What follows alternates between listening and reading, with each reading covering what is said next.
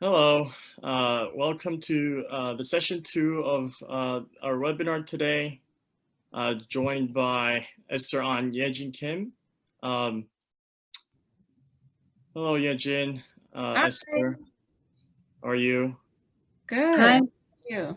So Esther Ahn is the head of user experience for YouTube TV. She focuses on building the subscription products experiences for both YouTube Music and YouTube TV. Esther is joining us from California, I believe. Yes, thanks, William. Glad to be here. Yes, nice to meet you. Thank you for joining us. Ye Jin Kim is a Senior Vice President of Global Creative IT Cosmetics, part of L'Oreal's Luxe division, where she drives creative strategy and leads the development and creation of the brand. Ye Jin, thank you so much for joining us today. Yes, just a brief roadmap. Each panelist today will give a brief introduction about what they do, and we'll turn our gears to ask them questions of and employment tips that they might have, and the personal journey that they had so far. So.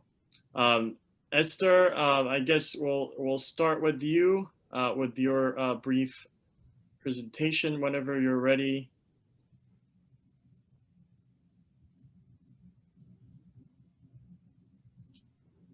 Great, thanks a lot, William. I'm gonna just make sure everyone can see my screen here. Okay, so I'm Esther Ahn.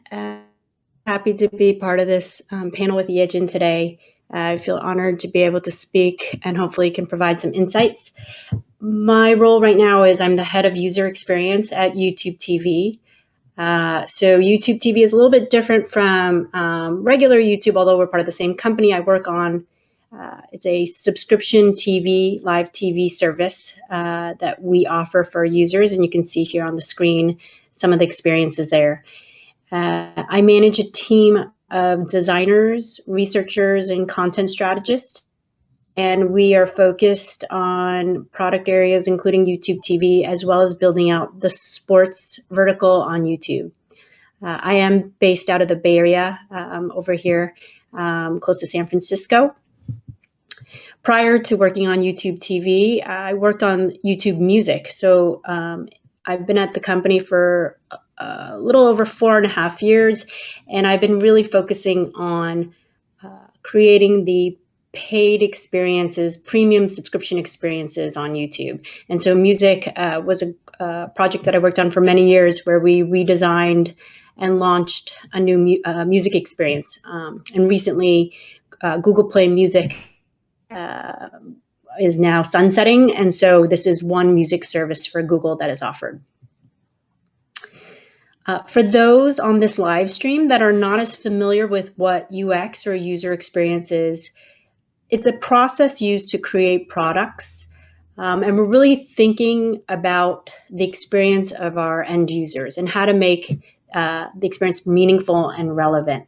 So this involves the entire process, including strategy, branding, design, usability, and function. Now, my career path was by no means a linear journey, and we can talk a little bit more about that in some of the specific questions. I studied and worked in various topics. It wasn't a straight shot to where I am today, but those experiences really shaped who I am and have been really valuable to what I do in my career.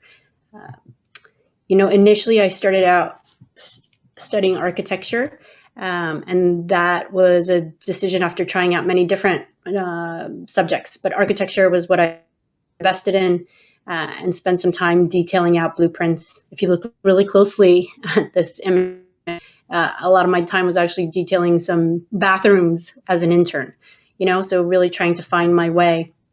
Ultimately, I decided not to pursue a career in architecture, and I went through many different types of jobs. I had gotten laid off, in the early 2000s due to the dot-com boom. But it was really the bubble bust at that time. Moved to New York City and then joined a law firm and started working as a public relations assistant. But my heart was always in design and creativity. So I kept looking and I tried for different jobs. And ultimately, I found an opening at a small design consultancy in New York City. And I took a job as a project manager, which I didn't have a ton of experience on. But it was a really life-changing experience where it opened the doors into designing consumer products. Here you can see it's a brand called the OXO, but it was rethinking how simple products like a can opener could be redesigned, taking into consideration, the human and user needs and how to make it easy and simple.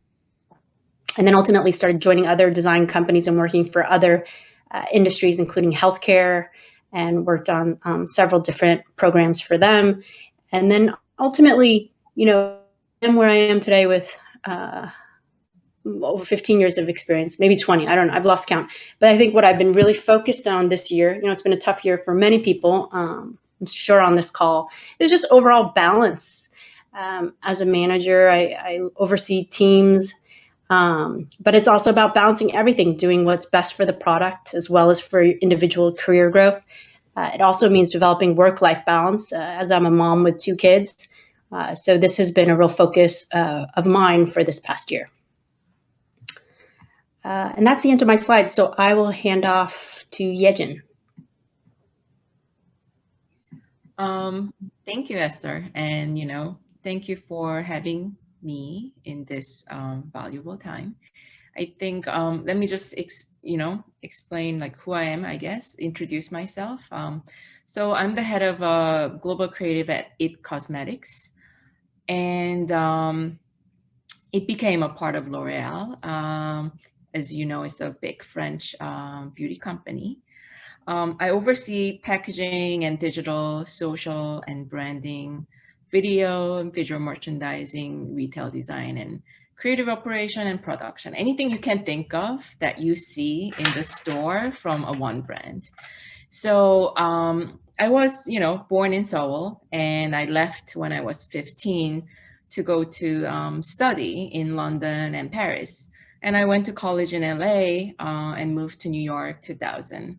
And to find my first job in actually advertising, somehow I ended up in beauty, and I have been in-house creative director for last 20 years. And that's who I am. I guess we can talk about more of, how we get the first job and things like that. Do you actually, it also inspired, what SK was talking about on his, like, how he got the first job. And I actually have a very similar experience, I guess. I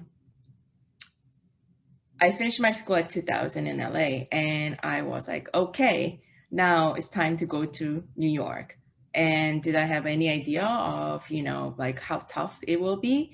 And also, I was here as a student. So without having any visa or any support, I really did not have any idea. Not only that, I was so focused on like finishing up my school as early as possible so I can get a job. Didn't do any internship. Wow, so had 0 work experience, landed in New York, and my dream job was be, in like a madman in advertising and become one of like those, like big boss in ad agency. And came over, and I realized without any job experience, not even an intern, and knowing nobody, that I had no place to even get an interview. So I actually got an alumni book from my college, and I literally found every single person who is in New York working in branding, advertising, any design firm. I emailed them, called them in person, and just asking for an advice, just 30 minutes to give it to me. And you will be surprised. A lot of people, when you're not asking for a job, they are actually very open to it. And that's actually how I got to know all the streets of New York, like with the, metro buses and, with my huge like portfolio and like carrying around. So, I've been doing that for 6 months. And my actually parents who are in Korea, especially my dad, is like, you still don't have a job after 6 months of interviewing. That means you're not good enough. I think you should come back home. And that was like probably like the last thing I wanted to hear. So I started, wherever I could go, somehow I found a job at Shiseido, and which is a Japanese cosmetic company. And they were looking for a freelancer, some kind of help. And I said, I really need a visa. Could you support me? Because, with a work permit, in 6 months, I'll be out of the country. And they're like, I'm so sorry. We just need the help, but we cannot really support you on any of those situations. So you can still look for a job and go for an interview, while you're working here. So I spent like 3 months of working really, really hard and going all these other interviews.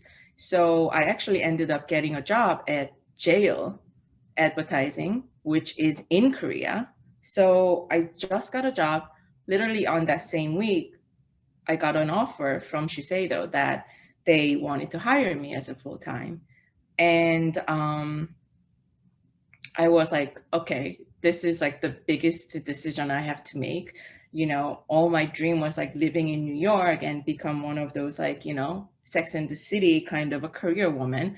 And then, but I know jail ad agency in Korea is like one of the biggest. And, how much am I going to regret this in, after 5 years? So, but after all this thinking, I was like, okay, I'm going to take a chance. So I will live here and see, maybe after 3 years, I will just go back home, and then maybe I will, I'll find a man and I'll get married and have a normal life. I don't know what normal means anymore, but that was pretty normal for a Korean woman who, grew up in Korea until 15. So that's how I started my career. Esther, or? Thank you, Ye Jin. Sorry, I mispronounced, your company as IT. Oh, it's okay. Ed Cosmetics, sorry about that. So yeah, I mean, thank you very much, for both for, giving a brief introduction of how you came to work at where you are. Ye Jin, I do want to follow up, as to how you ended up at the current company, from, your initial career as Shiseido. If you could, briefly touch upon that, that'd be great. Sure. So if I want to add anything, actually, I still wonder, why they gave me a job. But only thing I did or different was I worked really, really hard. If they ask for one layout, I think we all do, when you really want something, I think I gave them like 20, 30 options of a different layouts. And it's just so much passion for the work and, to do what I wanted to do.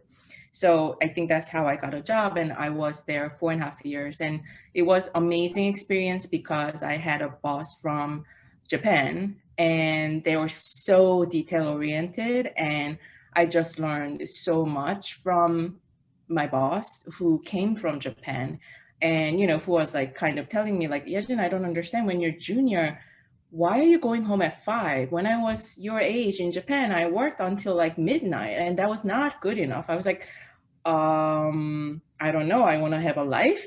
But what I'm trying to say is I had a very tough boss and learned a lot from her, and, aesthetics, but also, how to like work hard and, get what you want. After 4.5 years, not trying to be funny, but I asked for a raise, and my boss said, like, I love you, but you should look for another job. So if you really want to, big jump, you should probably do that. And I was like, you just don't value me. But anyway, so I found a job at La Prairie, which was very high-end luxury cosmetic company. And, they kind of like, okay, you will have a small team of 3, and, you're kind of in charge on art direction and stuff like that. And I also had to work with a very, very senior people who, who kind of create a company and, very much about big idea driven, but also very old style. And I'm talking about average age of like 75-year-old. Yeah, so it was also very old school. learned a lot. I was there 9 years, and it was owned by this huge company called Beiersdorf, a German company. And it was like every 3 years, it was a kind of a new company, different company. You know, their goal was different and something they're looking for. So I was able to stay there 9 years. And then as a creative person, you really want to have a variety of stuff in your book. When I say book, it's on your portfolio.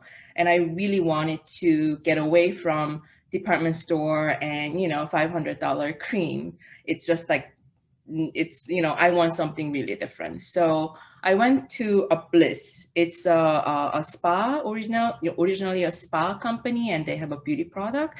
And that's where it is more like a mass and prestige. So I became a creative director, and, you know, had a team of like 10 people.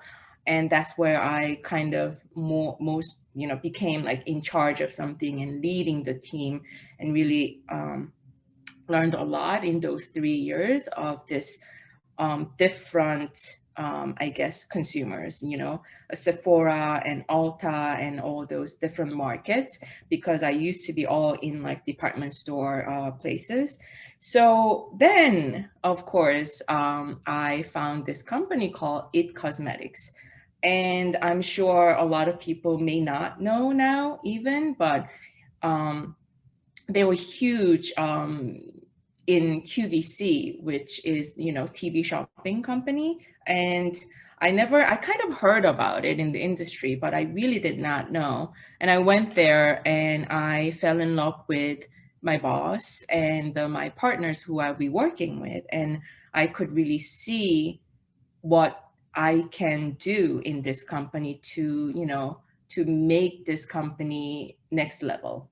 And, you know, not that I knew it was going to sold to, you know, within a year and a half to L'Oreal, $1.2 billion in cash, you know, and that was probably my biggest achievement on my career, because within that 1.5 years, had to come up and lead the team of 8 became 40 people. And from branding, you know, ideas, the how we're going into all these different retailers, and just coming up with all the branding stuff that we need, you know, coming up with new packaging and ideas and visual code. So it was an amazing experience. And I've been at L'Oreal also almost 4 years now, and last 4 years I've been working how to make the brand globally. So I've been traveling a lot, and, you know, how we express our brand right way in Europe and Southeast Asia, and now we're looking China, and that has been my career. Thank you, Ye Jin. Just, you know, hearing from you, you know, you've really made your dream of, you know, like becoming a star of Sex and the City, you know, living in New York, traveling, you know, across the globe, you know, working in the fashion industry, you know, beauty industry. I just want to, you know, turn over to Esther. You know, you've also shared, you know, that, you know, you've had experience in very, you know, many different fields. You know, you studied architecture in the beginning, and now you're at YouTube. So, you know, I imagine, you know, like having, you know, those, you know, experience that were not, you know, not matched as what you do. I'm sure you've had, you know, a lot of obstacles, you know, along the way. So if you could, you know, share, you know, some of your stories of, you know, as to, you know, some of the obstacles that you encountered and how you handle those, you know, in your career. Sure. By the way, Ye Jin, I love It Cosmetics. I think it's such a cool brand, and it's something I became familiar with. So when I heard you were on, I thought that was so cool, but really amazing to hear that story. Wow. Yeah, I love it. I was like, oh, that's great. Do they have men's products too? Oh, there's no man and woman anymore. We're 21st century. Okay. Sorry for my ignorance there. Yeah, so in terms of obstacles, gosh, there's so many, you know. I think we just kind of go through a lot of challenges and then we sort of forget. It's a really good question.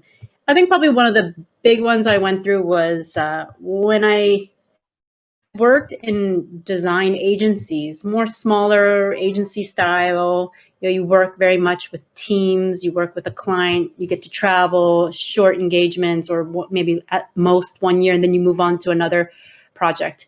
And then I had transitioned to YouTube, which is a big corporation, right? So it's moving in-house now into a in-house design team. It's a large company owned by Google. And so I would say that transition was not easy at first. I think most of the people they're in the top percent or 1 percentile what they do. And so naturally there's something that I had heard about when I was in my initial training, but it's called the imposter syndrome. But that's what I felt like, right? Which is like I felt like an imposter with these very smart and talented people. And it was just trying to get up to speed and understand the technology, understand the platform. Designing in an agency is very much different than designing in-house, because a lot of times when you're in an agency, you're helping to imagine for the company or a strategy, and so you can look very future forward. And at YouTube, although we are looking future forward, we're also launching products every day. So features are getting launched and approved, and they're available to billions of users, essentially, right? Millions to billions of users. So we're scaling the product internationally to 100+ countries. So that mindset was very different. And needed to understand, how do I design features that are technically robust, that it's part of a system that works, a fear of like not messing anything up, making sure that it's delivering value and not causing confusion. So that was a really hard initial period. I think the way I navigated it was to just immerse myself as much as possible in learning the skills through other people, as well as through training. I signed up for a lot of different training inside the company, but also just on my own.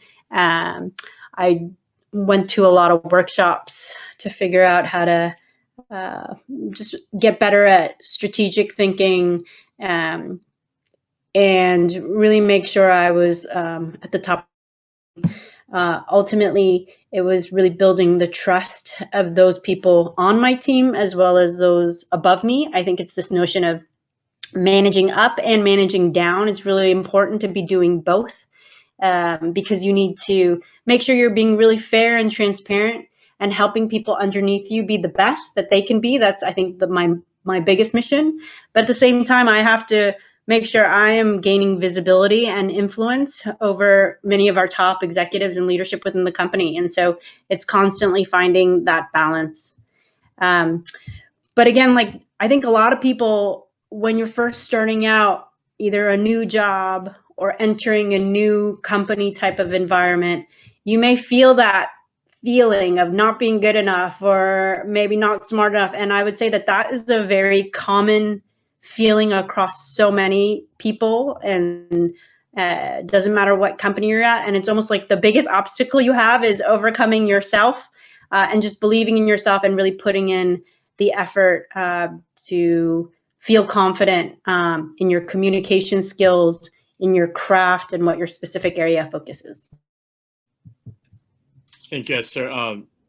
I mean, thank you for the encouraging word, because that's exactly how I feel every day at work. Like, am I competent enough? Like, am I doing well enough? And as I guess, as a Korean, I guess we're always has been exposed to that competition. That you have to do well.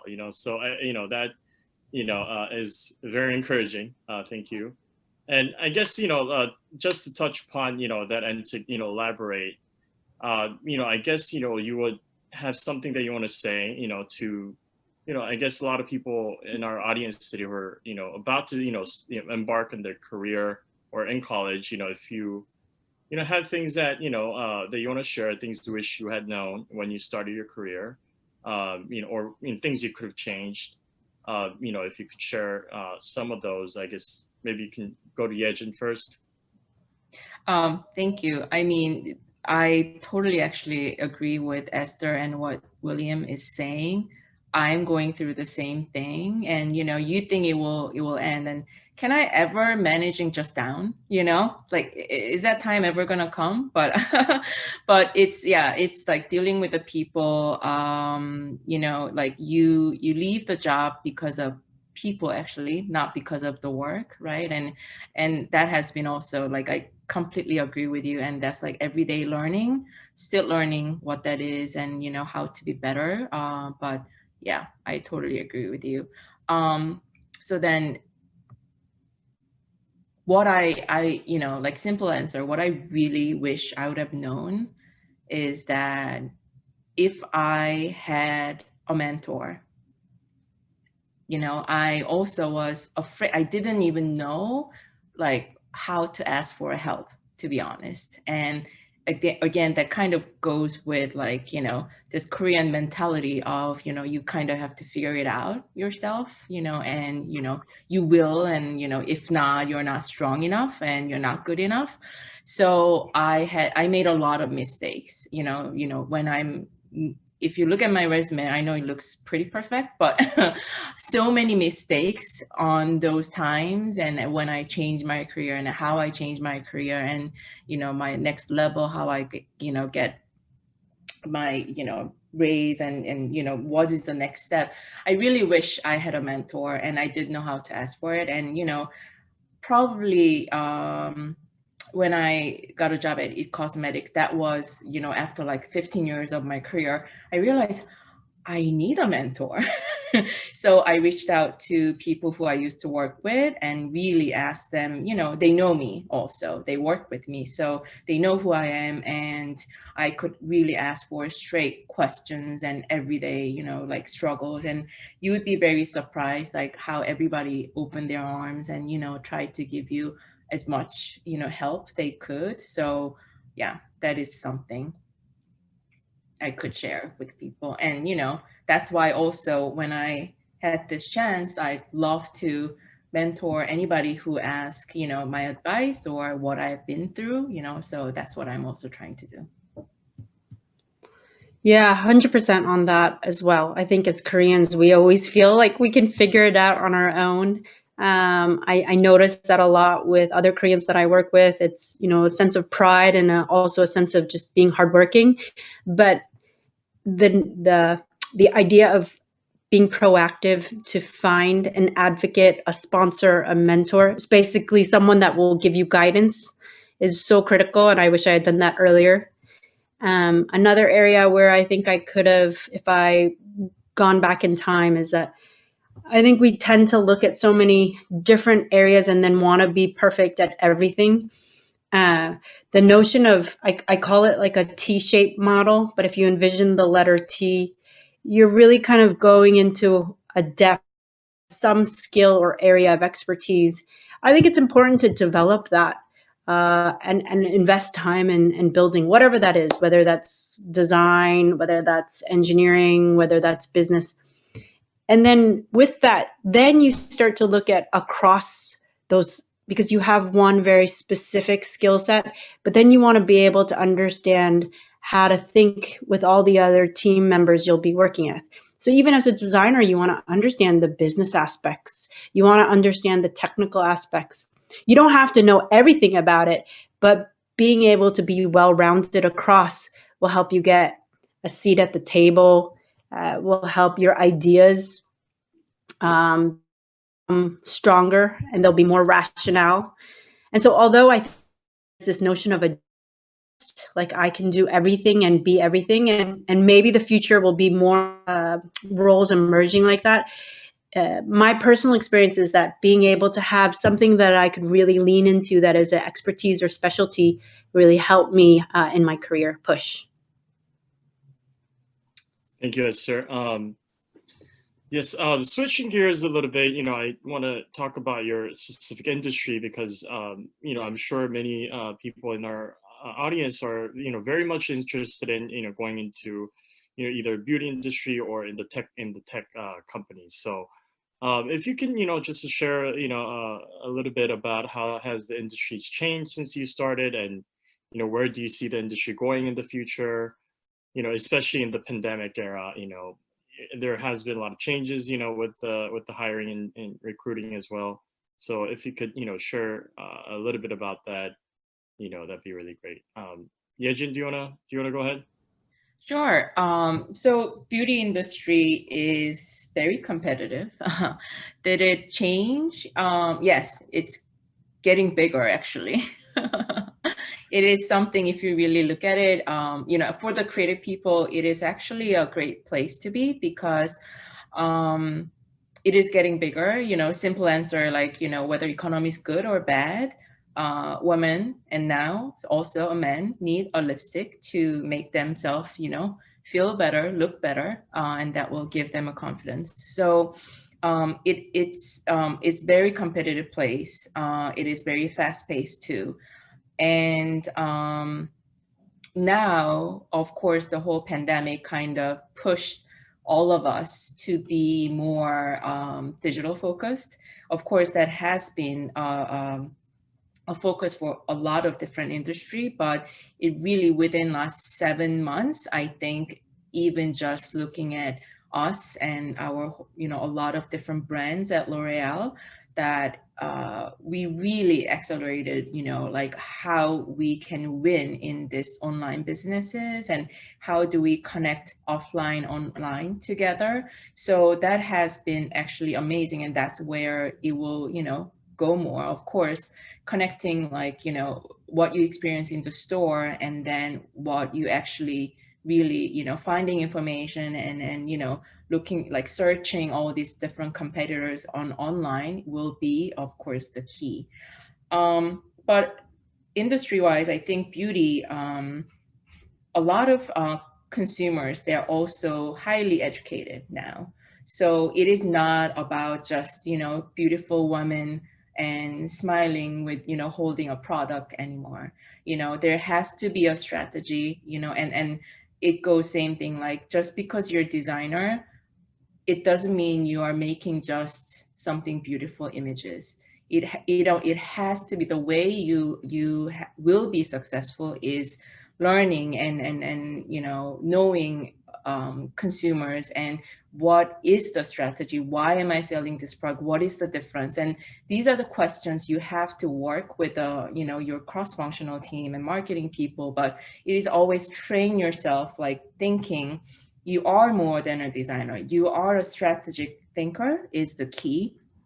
And especially now everybody is more talking about the healthier way of living and what is good for us, not only us but for the earth, right? Sustainability and all that. So the industry is becoming not just a beauty itself, it is a more of your lifestyle and well-being.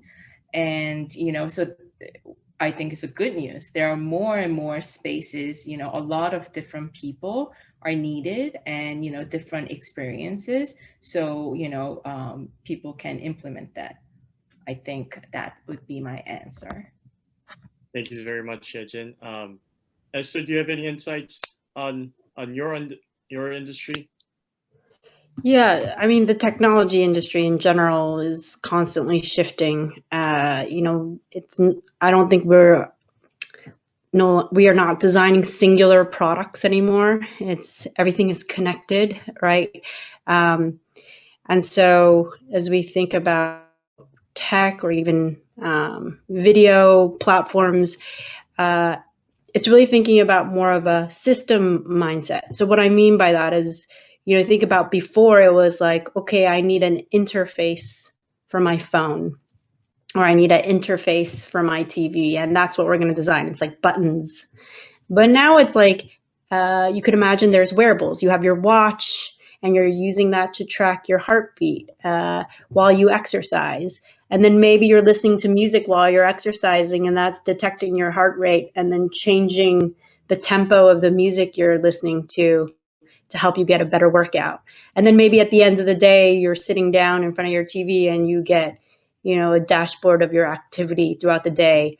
and maybe give you some recommendations of what to do to unwind.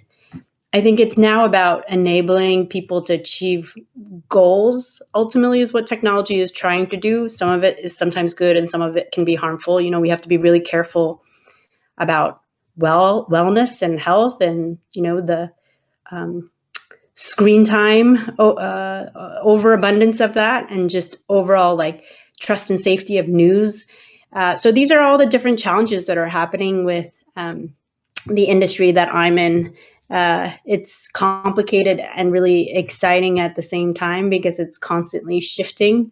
But I think if you're interested in the field of either becoming an engineer or a developer or a UX designer or researcher, there's so many opportunities right now across many different spaces, whether it's consumer products, healthcare, education, even with the election coming up, like how information is consumed and spread, like all of these areas are in such need of rethinking and making it more user-friendly.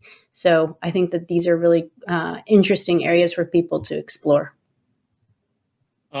Definitely. I mean, you know, most of my friends are, you know, or people that I talk to have been interested in going into tech industry or beauty industry. So, and, you know, I do want to ask questions about, you know, some of the key skills that are required in this industry. You know, what college courses or experiences, you know, do you recommend for those planned to, you know, pursue their careers in the field? So if you could share some of the key qualities that are needed.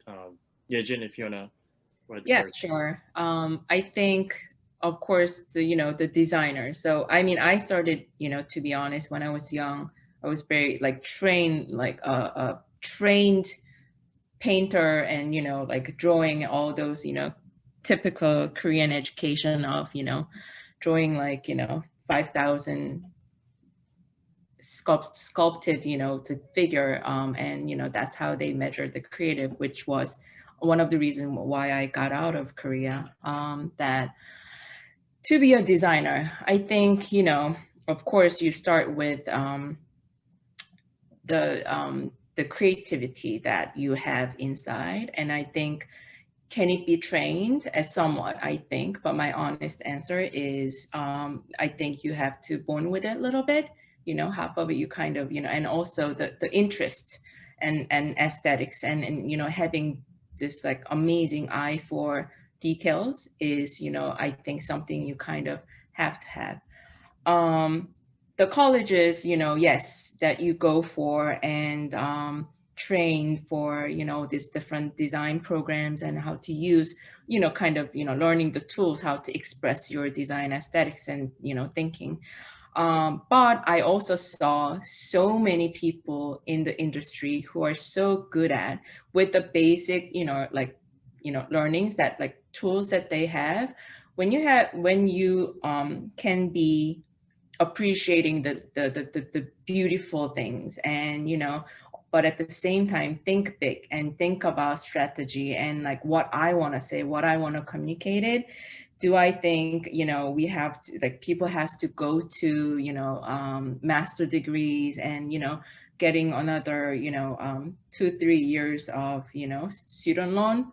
I don't think so. I learned so much with, you know, about a year or 2 years of work experience, and, you know, also just, you know, keep digging for what I'm looking for and, you know, what I want to do. If you spend more time on that, I think, you know, that will actually lead you more to like where you want it to be and what you want to be. I actually am, you know, yes, I went to all these art schools, but at the same time, I just wish I was an intern from my, you know, freshman year, every single break that I could have in like ad agency or in any companies I could work for. So I, you know, by the time when I actually finished my school or whatever, like you just learn so much from actual like living and like being in the field. So internship and, you know, wherever, however you could get any chance, And as like also SK said, just being flexible and, be somewhere where you want to be. And then, like there will be a way. I know it looks very like abstract, but it actually happens. Yes, thank you, Ye Jin. Esther, if you have any insights that you want to share? Yeah, I guess for people who are interested in breaking into tech, again, it's thinking about that role that you want to pursue. There's many different types of roles. Speaking specifically for UX, even it's growing like so fast, right? So within UX, there could be interaction design, visual design, prototyping, coding, research, writing even. So I think it's like figuring out which of those is of interest. In my field, it would be learning how to develop a wireframe and mocks for UX, like whether it's like mocks to describe a user journey on a phone or a TV. Essentially, you're like building the blueprint for a service or a system. Design is highly graphic in nature, so having fundamentals in visual language proficiency and typography, color layout is important. It's not, like make it or break it. I think you can still be in UX. I think one of the most important things that's overlooked, and what I would say is absolutely critical to invest in, is your soft skills.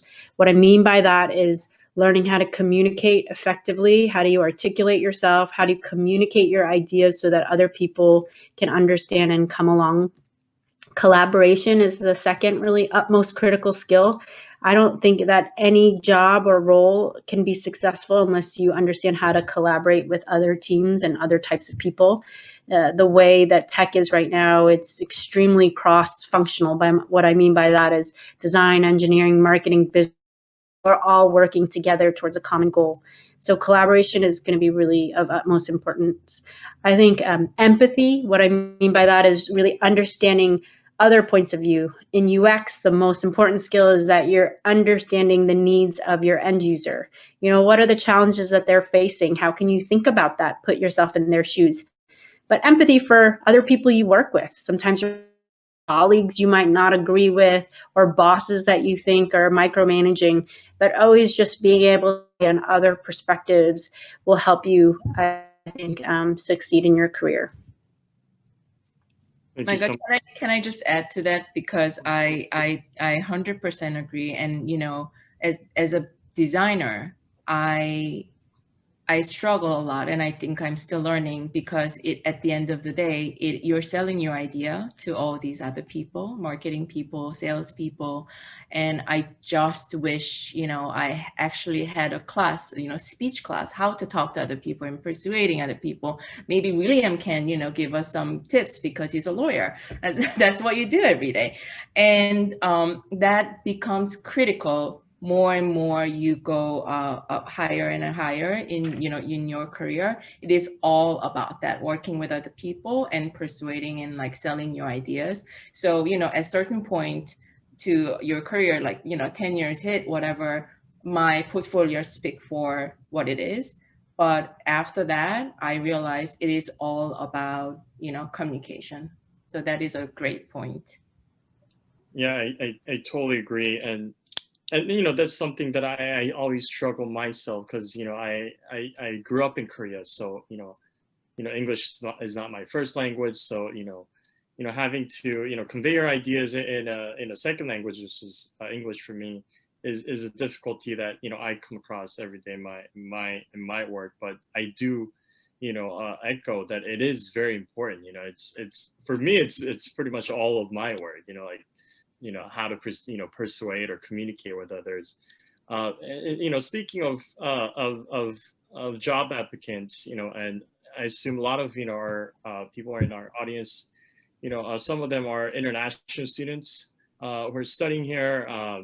So I think this question is for you, Ye Jin, because I think you have some insights that you can share on how to approach or discuss a visa sponsorship with a company when you interview for a job, because that's not always an easy issue or a point of discussion that you could have with your employers. So if you could share your stories, that would be great. Sure. You know, it was probably one of the most, you know, difficult thing that I went through. Like, and if somebody asked me, like, what is your like career, like your lifetime achievement, is probably getting a green card. And that's another reason I try to mentor, talk to all my, you know, people, you know, like whoever asks for help, who is going through the same thing. You know, like when you work so hard and, you know, come abroad and, you know, without parents, and you work so hard for it, and then you have this amazing portfolio and you go everywhere else, and then just because you don't have a sponsorship or visa or green card, that, you know, it just like get turned down, it is the horrible feeling because it is beyond my control. And that was my experience, and how I approached it is, you know, I grew up in Korea. I have this, you know, different perspective. And to be honest, right now, you know, being Asian and having different perspective of you know, what that is being international. When you compare a lot of people in America, you know, even in New York, I actually find it amazing how they kind of living in this, you know, small, like their own bubble. So you know, you should approach it as you're actually having two different cultures, and how important those are in right now for all over the world. And, you know, so it should be actually a plus. And, you know, when I go for an interview, I was very upfront from, like, you know, from the first interview, I tell them, you know, what I need and, you know, what is the way. So, and that is why I am, you know, it's becoming more and more difficult, right? And I think now it's more difficult than ever. So that's why I want people to find the chances, you know, especially when you're a student, you know, doing all these different internship through the school and getting credits is just finding the door, you know, knowing people, you know, once people think that you're good, there's always a way, you know, and finding like a champion of you. So then while, okay, you get, like, once you get the visa, and I had 9 years of H-1B, and I actually refused when La Prairie offered me a, you know, sponsor me a green card, because I felt like I will be a slave of some company. And I was like, okay, I will go home. I just realized about to go back to Korea after 9 years of my H-1B, like, okay, just because of, you know, my visa, do I really have to go? That all, you know, that kind of feels like, again, a failure. So I started looking, and I had no idea about this like special EB-1 like green card and O visa, and like I had no idea what those are. Never, you know, like, so I found out what those are. So it is also, if you're interested, you know, I guess you have to study for what are the things out there, and you know, someone like me ask, you know, questions. And so I found out, okay, if you want to be, you know, applying for O visa or EB-1, you know, green card, you know, like you can actually, if you're a designer, you also work for some company, but you can also have your own company like LLC or Inc. And, you know, I actually, without knowing it, I had it on my side because I did a lot of, you know, freelance work, or actually wanted to do some, you know, kind of like a stationary business of the design. And so I had it. So there are all those ways to support and, you know, collecting all your work. And again, you know, knowing all these people who could recommend you to go through those steps. So I actually learned the very hard way, because I wasn't looking to stay in, you know, after 9 years of my, you know, visa. And then I found hard way, but at the same time, there's always a way. Especially for designers, I think you actually have more ways of finding, you know, those special like O visa type of things. And those criteria is, I really think, is not that hard to fill. once you're in it. So yeah, those things. Thank you so much, Ye Jin. So given the time, I think we can we actually passed the time, but I do want to ask two more questions. One for Esther, and just to close it up, Esther, if you could share briefly about any tips on networking that you want to share with our audience tonight. Yeah, networking is so important, right? And sometimes it sounds really hard to do. It's like, do I have to go to events and give out a business card? I don't think so. I think network can be really casual. LinkedIn, again, a great resource, but I think the feature where you can see who you're connected to, right? And then when you reach out, just drop a very simple note, right? Which is like explaining, what your interest is. Reach out to someone. You could even, the more specific you are, I think sometimes that can lead to some feedback. Mentorship doesn't need to be someone directly in your field. It could be someone else that's just doing well in their career, and it could be one-off interactions. You don't have to be talking to them all the time, but I think the relationships part has been so critical in my career.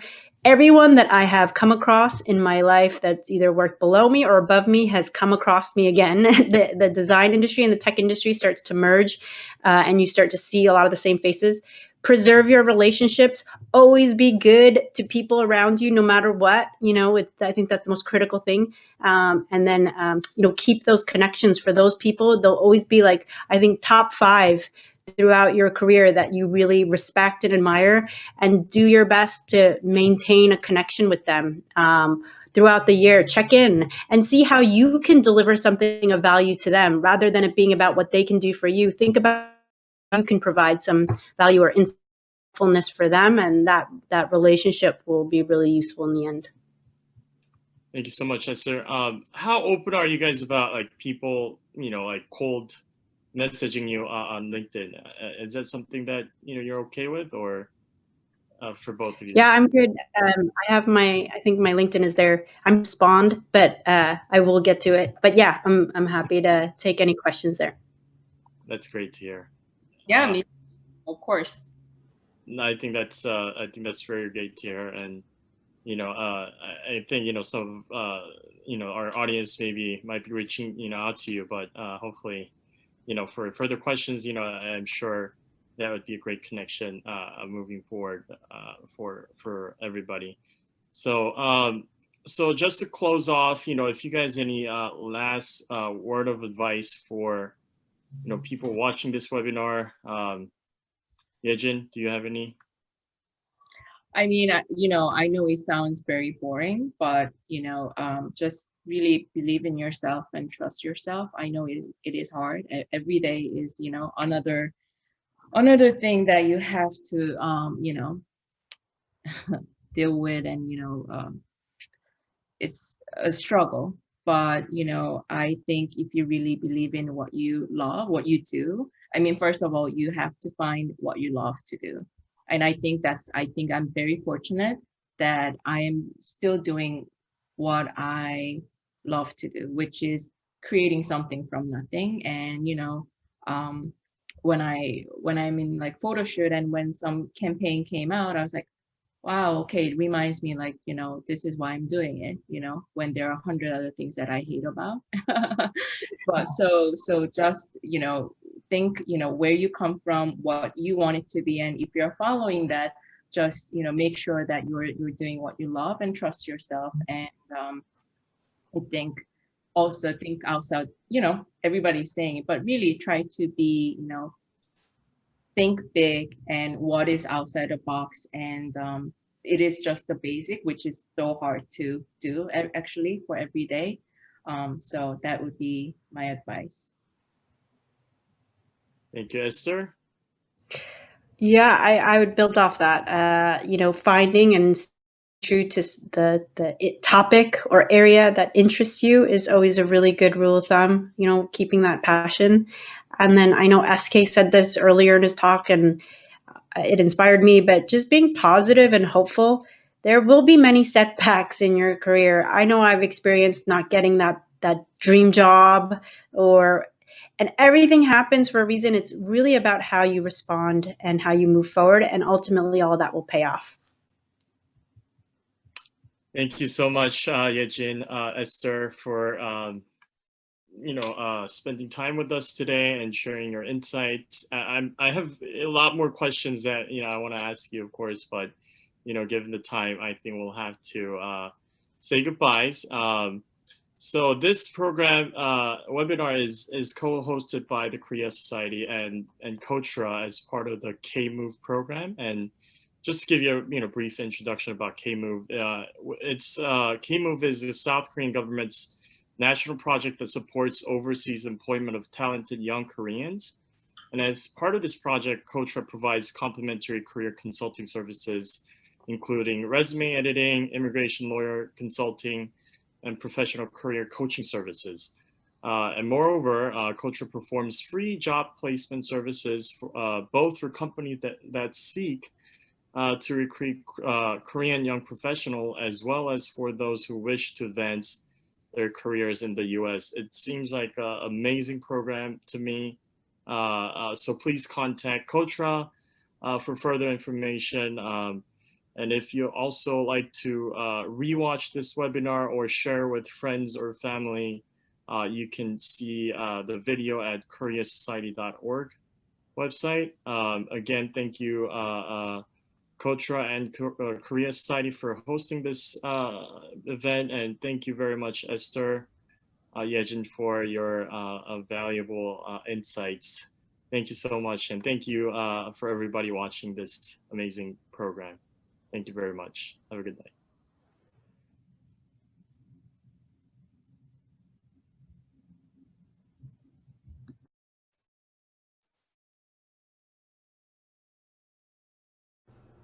Stand by just another 5 seconds.